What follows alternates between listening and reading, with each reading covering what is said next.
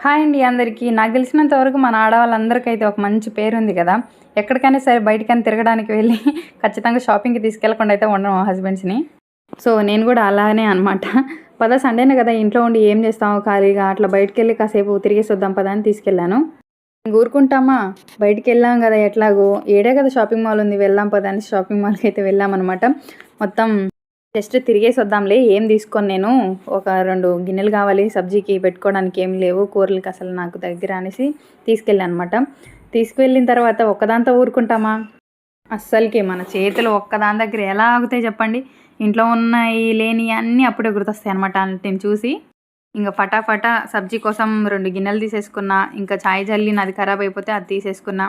ఇంకా పిండి వంటలు తీసే జాలి తీసుకున్నా. ఒక చపాతీ కర్ర తీసుకున్నాను. అలాగే పిండి జల్లించుకోవడానికి కూడా జల్లెడ తీసుకున్నా. ఇంకొకటి నా చిట్టి కోసం అనేసి ఒక చిన్న ప్లేట్ అయితే తీసుకున్నా. దాంట్లో అయితే బాగా తినుద్ది, తినబుద్ధేసిద్ది ఆమెకి అనేసి. ఇంకొకటి బుడ్డదాని కోసం అయితే తీసుకున్నా. మరి మన ఇంట్లో మన కోసం అయితే తీసుకోవాలనేసి ఇంకో ప్లేట్లు కూడా తీసేసుకున్నా అనమాట.